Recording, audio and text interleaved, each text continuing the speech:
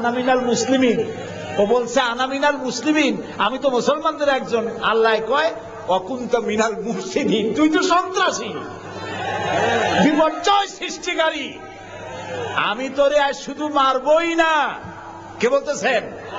আমি তোরে শুধু মারবই না, আলিয়াউমা নুনাজ্জিকা বিবাদানিক, আমি তোর দেহটাকে রক্ষা করব। পানিতে তুই পচবি না, মাটিতে পচবি না, পোকায় মাকড়ে তোরে খাবে না, আমি তোরে শুটকি বানায় রাখবো কিয়ামত পর্যন্ত। এই জন্য শুটকি বানায় রাখবো, পৃথিবীতে যত ফেরাউন তোর মতো পৃথিবীতে আসবে, তোরে দেখে যেন শিক্ষা গ্রহণ করতে পারে। আল্লাহ তাআলা ওরে শুটকি বানায় রাখছে। তারপরে দেখলাম ভয়েরা কারুন অস্বীকার করেছিল মুসা আলাইহিস সালামকে। তার বিশাল সম্পদ, 55,000 একর জমির উপরে ছিল তার বাড়িঘর আর সম্পদ, আহরিত সম্পদ। তার সিন্ধুকের চাবিগুলি বহন করত শত শত উটে। এখন চিন্তা করেন কত সম্পদের মালিক। মুসা আলাইহিস সালাম যখন তার কাছে যাকাতের দাবি করলেন, ঈমানের দাবি করলেন, তখন মুসা আলাইহিস সালামের উপরে বহতান, তাকে লাঞ্ছিত করলো, তাকে দুর্নাম অপবাদ দিল। মুসা আলাইহিস সালাম আল্লাহর কাছে গজব চাইলেন, আল্লাহ তাআলা তারে গজব দিলেন। 55,000 একর সম্পত্তি, বাড়িঘর, আর সে নিজে শুদ্ধ মাটির নিচে আল্লাহ গরক করে দিলেন। এখন বিরাট হ্রদে পরিণত হয়ে গেছে। তারপরে যখন আমি দাঁড়ালাম, দেখতে পেলাম সমুদ্রের মতো কোন কুল কেনারা নাই, কোন কুল কেনারা নাই। তার সম্পদ শুদ্ধ আল্লাহ তাআলা রেখেছেন। আল্লাহ তাআলা বলছেন, পৃথিবী ঘোরো আর দেখো মহাসত্যের অস্বীকারীদেরকে কি ধরনের শাস্তি দিয়েছি, দেখে আসো। সুবহানাল্লাহ। এই ফেরাউনের কাছে যখন মুসা আলাইহিস সালাম বললেন, ঈমান আনো আমার উপরে, আল্লাহর উপরে ঈমান আনো, সে কয় মা আলিমতু লাকুম মিন ইলাহিন গায়রি, আমি তো জানি না আমি ছাড়া আরো কোন ইলাহ আছে, আমি তো ইলাহ। তুমি যদি আমাকে ছাড়া কাউকে ইলাহ মানো, লাআজআলান্নাকা মিনাল মাসজুনিন, আমি তোমাকে কারারুদ্ধ করে রাখবো। মুসা আলাইহিস সালাম কয়, তুই কারে জেলের ভয় দেখাও? আমি তো আল্লাহর পয়গম্বর, আমি তো তোমার জেলের পরোয়া করি না। সুবহানাল্লাহ ওয়া বিহামদিহি। মুসা আলাইহিস সালামকে কে পাঠাইছে ফেরাউনের কাছে? কে পাঠাইছেন? আল্লাহ তাআলা নিজে পাঠাইছেন।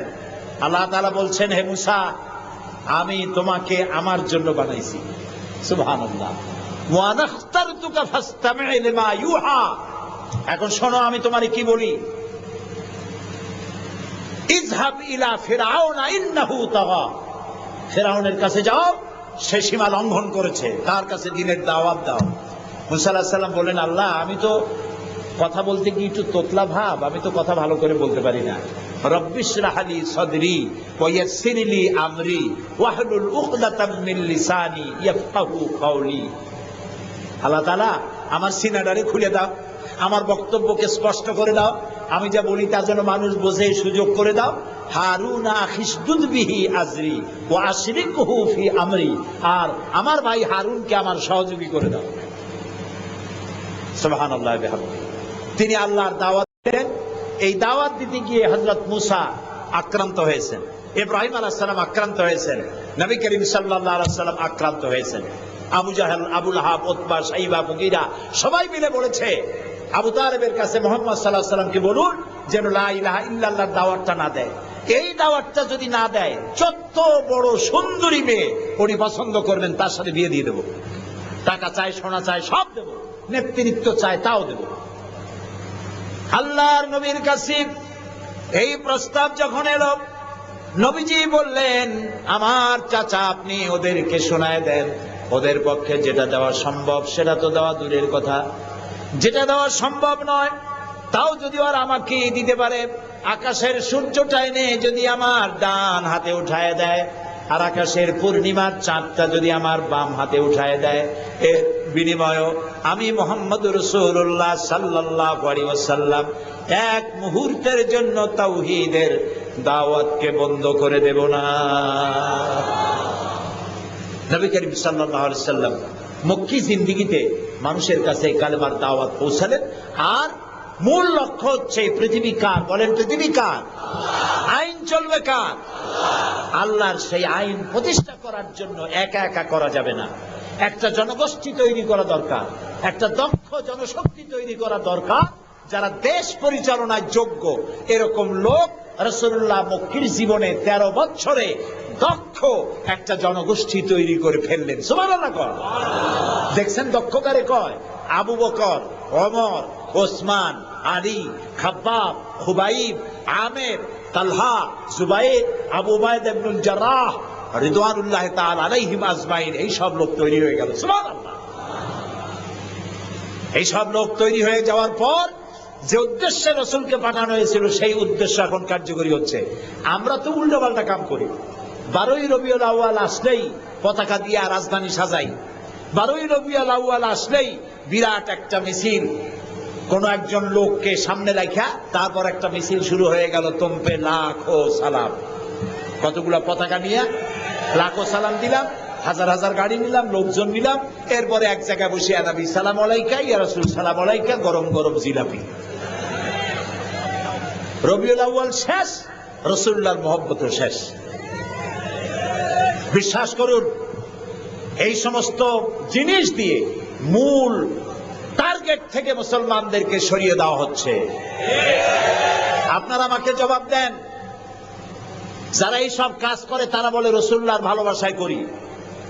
আপনি কি পারবেন রাসূলুল্লাহর লাখো সাহাবীদের মধ্যে একজন সাহাবীও রাসূলুল্লাহকে যে ভালোবাসা দিয়েছেন, পৃথিবীর সব মুসলমান একত্রিত হয়ে অতটা ভালোবাসা কেউ কি দিতে পারবে? পারবে? এবার বলেন, সাহাবীরা এরকম কোন মিছিল করেছেন রাসূলুল্লাহর জন্মদিনে? তার জন্মদিবস পালন করেছেন? করেন নাই। যেটা হাদিসে নাই আমরা তা করতে পারি না। যে মিলাদ এখন পড়া হয়, যে সিস্টেমে পড়ানো হয়, একত্রিত হয়ে ইয়া নবী সালাম আলাইকা, ইয়া রাসূল সালাম আলাইকা, সাহাবীরা এরকম করেন নাই, তাবেঈনরা করেন নাই, তাবেঈনরা করেন নাই। মিলাদের এই সিস্টেম চালু হয়েছে রাসূলের ইন্তেকালের অন্তত 600 বছর পর। ফাইনা তাযহাবুন, কোথায় চলছি আমরা? রাসূলের মূল অনুষ্ঠান ছেড়ে দিয়ে, মূল কাজ ছেড়ে দিয়ে ভিন্ন পথে প্রবাহিত হচ্ছি। আমাদেরকে বিভিন্ন শব্দের মার প্যাচে সিরাতুন নবী করব না মিলাদুন নবী করব, মিলাদ পড়বো তো দাঁড়ায় পড়বো না বসে পড়বো, এই সমস্ত চক্করের মধ্যে ফালাই দিয়া টার্গেটে যাওয়ার পথের থেকে আমাদেরকে বাধাগ্রস্ত করা হচ্ছে। প্রিয় ভাই সব, নবী করিম সাল্লাল্লাহু আলাইহি ওয়াসাল্লাম জনশক্তি তৈরি করে ফেললেন, একটা রাষ্ট্র চালাবার মতো লোক তৈরি হয়ে গেল। আপনি যদি এই যে আর্মির ট্রেনিং হয়, শীতকালীন মহড়া হয়, আর্মির ট্রেনিং হয় কেন? এত পয়সা দিয়ে আর্মি টিকায় রাখা হয় কি জন্য? কি জন্য? দেশ রক্ষার জন্য। আমরা তো সবাই দেশপ্রেমী, আমরা দেশ রক্ষা করতে তো আমরাই পারি। আর্মিদেরকে এত পয়সা খরচ করে করানো হচ্ছে কেন? এই জন্য করানো হচ্ছে, যখন যুদ্ধ বাঁধবে তখন আপনি অস্ত্র চালাইতে পারবেন না, অস্ত্র চালাবার মতো যোগ্যতা সম্পন্ন লোক গভর্নমেন্ট তৈরি করে, প্রতিরক্ষা বাহিনী তৈরি করে, যাতে করে কোন দেশ আমার স্বাধীন ভূমির উপরে আঘাত করতে না পারে। সেই জন্য এখন এটাকে পরিচালনার জন্য ট্রেনিং দেওয়া হয়। মুসলমানদেরকে আল্লাহ তাআলা কোরআনের মাধ্যমে, ইসলামের মাধ্যমে, হাদিসের মাধ্যমে তাদেরকে ট্রেনিং দেওয়া হয়। জমিন আল্লাহর, আইন চলবে আল্লাহ। আইনের ইমপ্লিমেন্টের জন্য, সে আইন প্রয়োগ করার জন্য দক্ষ যোগ্য জনশক্তি প্রয়োজন। রাসূলুল্লাহ নিজের সোহবত দিয়ে ধন্য করেছেন সাহাবায়ে কেরামদেরকে, তাদেরকে তৈরি করতে সক্ষম হয়েছেন। 13 বছর চলে যাওয়ার পর আল্লাহ পাক তাকে হিজরত করার অর্ডার করলেন। এবার রাসূলুল্লাহ মদিনায় চলে আসলেন। মদিনায় এসে ইসলামী রাষ্ট্রের ঘোষণা দিলেন। সুবহানাল্লাহ বলেন। এবার রাসূলুল্লাহ প্রেসিডেন্ট, এবার রাসূলুল্লাহ কি? প্রেসিডেন্ট, রাষ্ট্রপতি। আর তার সংবিধান হলো কোরআন। সংবিধান কি? কোরআন। কোরআনের আইন চালু করে দিলেন। তিনি রাষ্ট্রপ্রধান হলেন। সমাজ থেকে